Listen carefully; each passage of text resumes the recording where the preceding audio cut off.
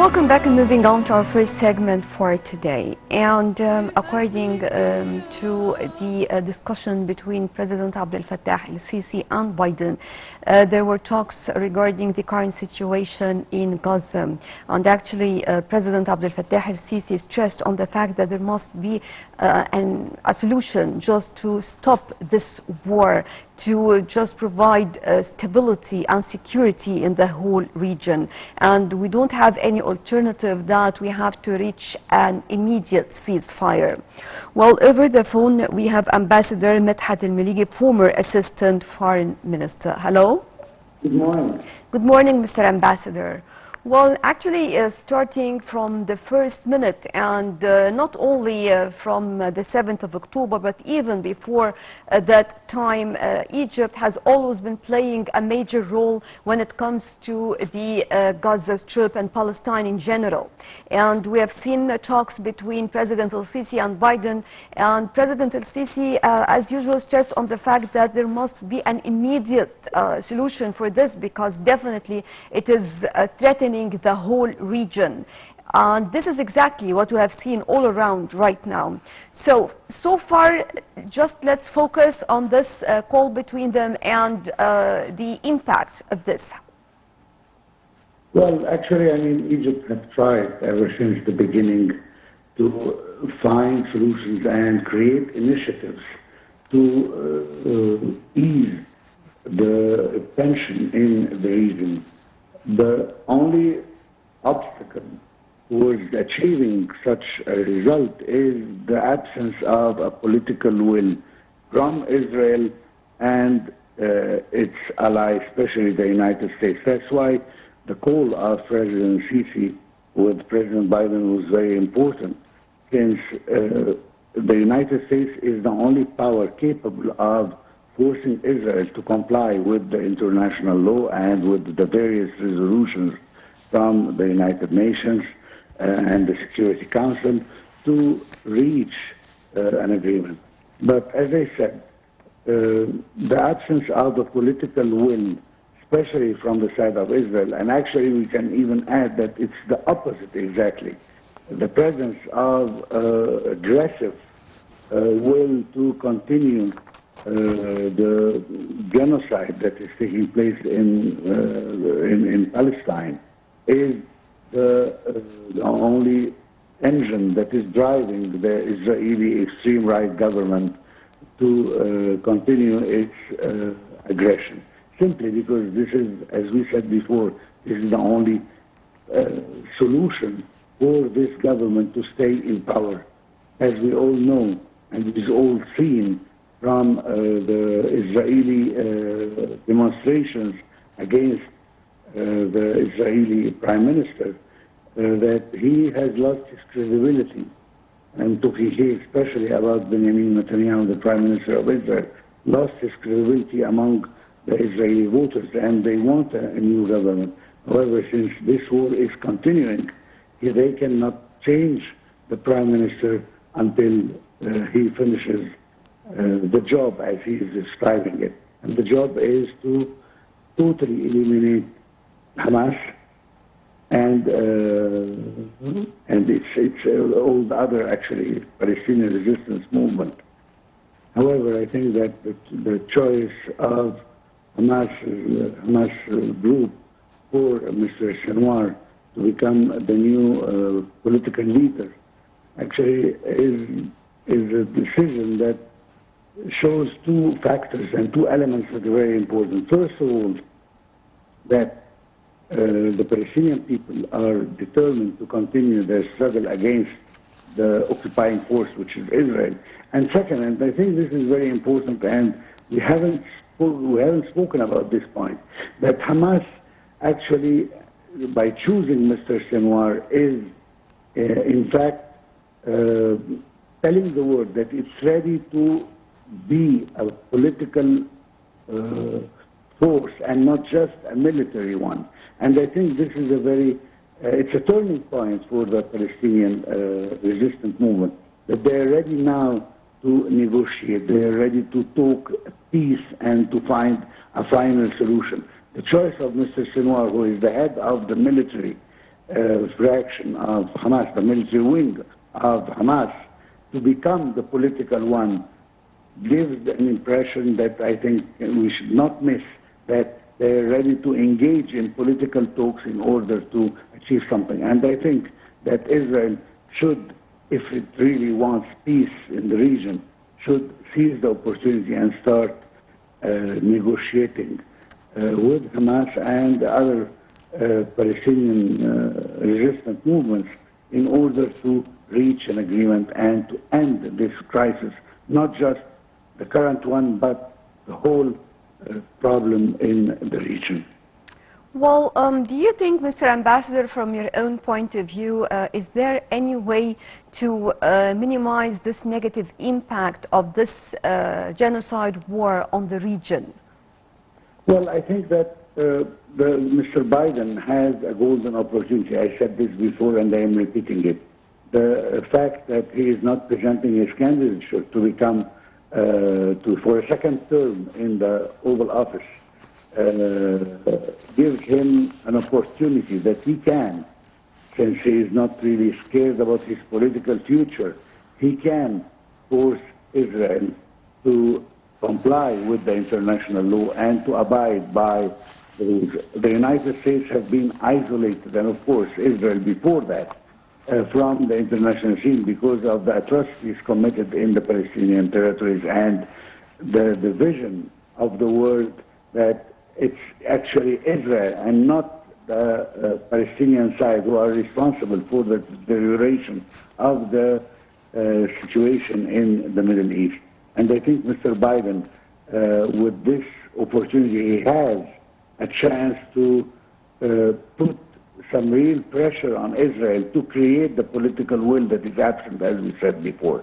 But in order to do so, he has to understand that continuing giving arms to Israel will never help to reach an agreement. But the opposite actually is the only solution that we can have, is by explaining to Israel that if it does not comply, then he will stop the continued flow of ammunition and of bombs, as we have seen just a couple of days ago, the MK-83 and MK-84, which are very strong bombs that the American administration have accepted to deliver to Israel. Actually, this cannot go on with what the speech has been going in the United States, that we have to stop the situation.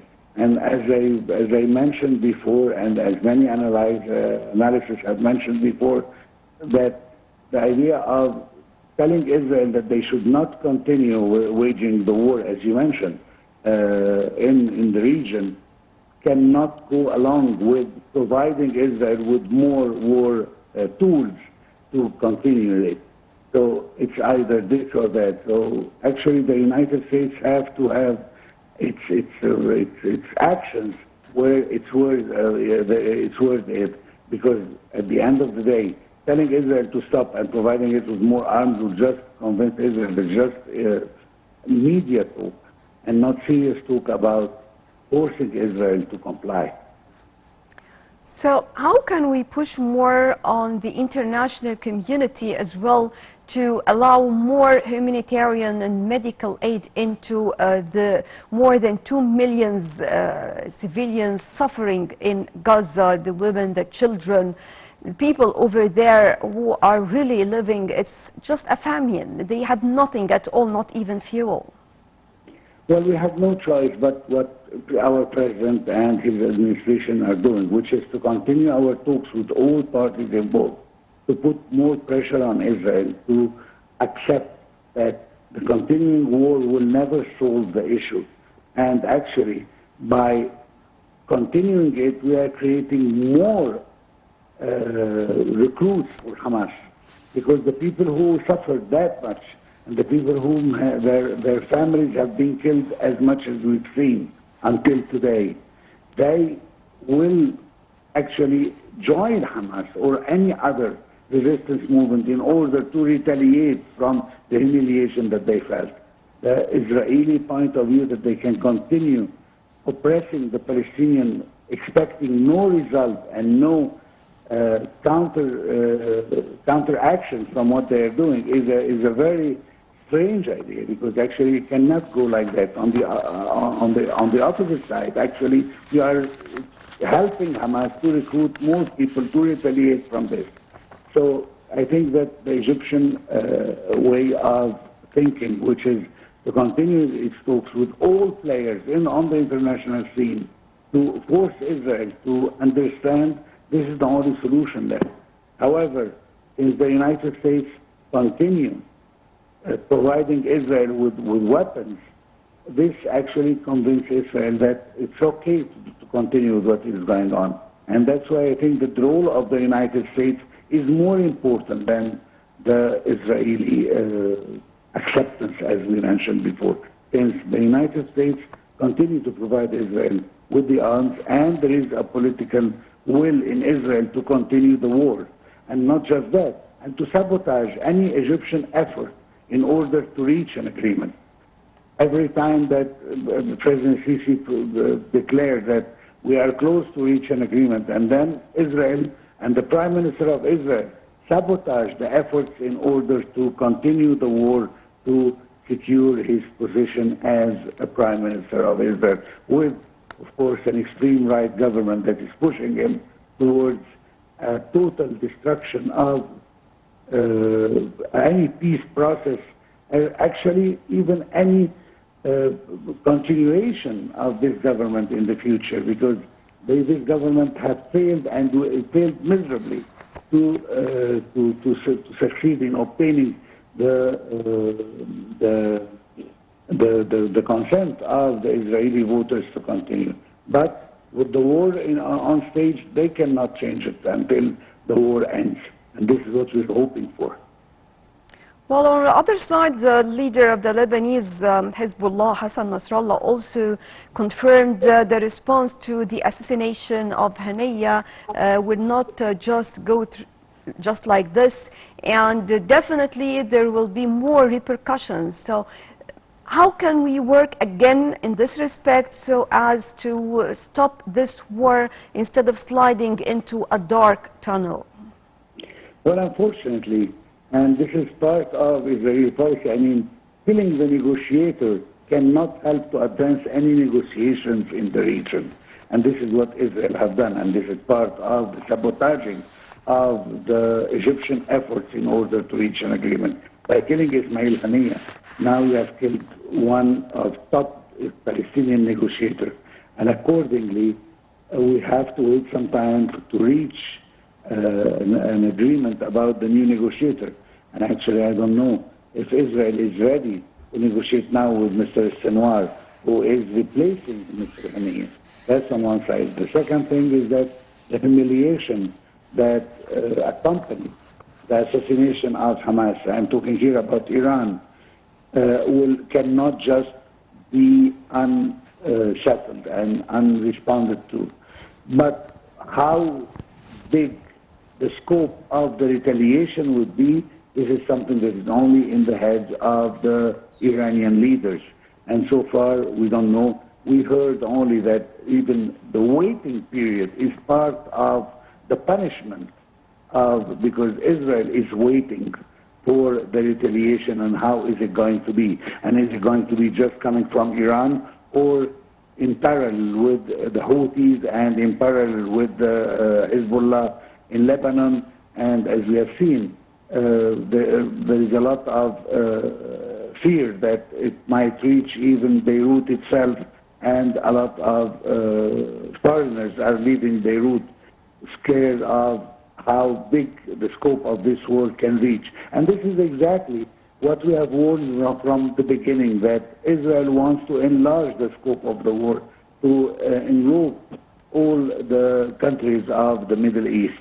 And President Sisi and our Minister of Foreign Affairs are trying to conduct talks to raise awareness about the seriousness of enlarging the scope of the war.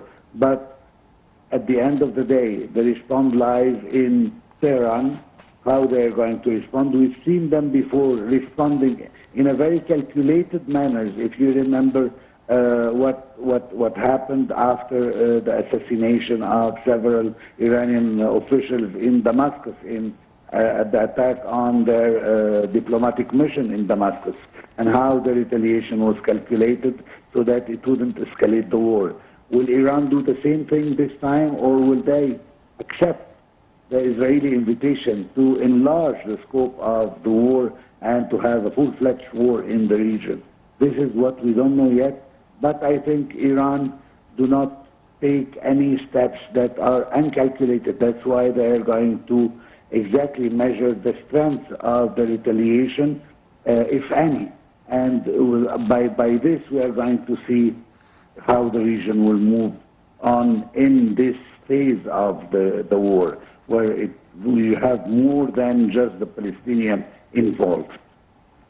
Do you expect any changes in the policies or anything in the upcoming future, as long as in the beginning you were talking about Sinwar, and I'm talking in general about we have new elections for the United States, we have new leaders in different sectors.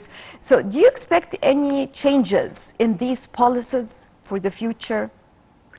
Well, let's put it this way. When it comes to the United States, there is a huge influence of the Israeli lobby there. And actually, it's not a secret to say that they're spending millions of dollars to secure that supporters of Israel are the one elected in place. They're spending huge amount, and it's not a secret. I mean, they actually declare how much they are spending to secure their supporters to become in the Congress and in the Senate, in the House of Representatives and in the Senate. So the result is always in favor of Israel. And accordingly, even though that the American people know that Israel is committing atrocities and is violating international law, the unconditional support for Israel continues. And accordingly, I'm not expecting a real change, whether we are going to have another Democrat like the actual Vice President Kamala Harris, or a new old president like Mr. Trump. I think Mr. Trump has shown before in his first term a huge support for Israel. He is the one who moved the embassy from Tel Aviv to Jerusalem, thus totally abolishing the right of the Palestinians to have East Jerusalem as their capital after this move from the United States, at least at this phase. But I don't think that there is a real change in the American policy. And why do I speak about the American head of state or the next head of state? Because the Americans are the only power in the world capable of convincing Israel to turn its policies into any direction. And since the United States still believe, as an administration, that Israel has the right to defend itself and has the right to actually commit these atrocities without any accountability, that's the only thing that will make Israel continue with its policies, and that's why I am not really optimistic that there will be a real change in the Israeli policies, because they will still get their arms they want, they still have the pressure they want. We've seen until the last moment that they're getting new weapons. Mr. Netanyahu was invited by the representative of the American people at the Congress for the fourth time to speak, an honor that nobody ever got, any foreign leader ever got before, even though that he's accused of committing a genocide as a state, and he personally is required to be investigated from the International Criminal Court. Nevertheless, he was invited to the Congress, and the United States, although it should have distanced itself from these unlawful actions and unlawful persons, but nevertheless, actually, the United States have invited them to prove once again that it's supporting Israel, even if Israel is committing the worst crimes possible. So Right. you are asking if there is a hope. Under these conditions, I don't see a real hope coming from Israel because it has and it's enjoying the support of the United States endlessly. Right. Ambassador Medhat Miligy, former Assistant Foreign Minister, thank you very much for joining us. And moving on to a quick break, then we'll be back.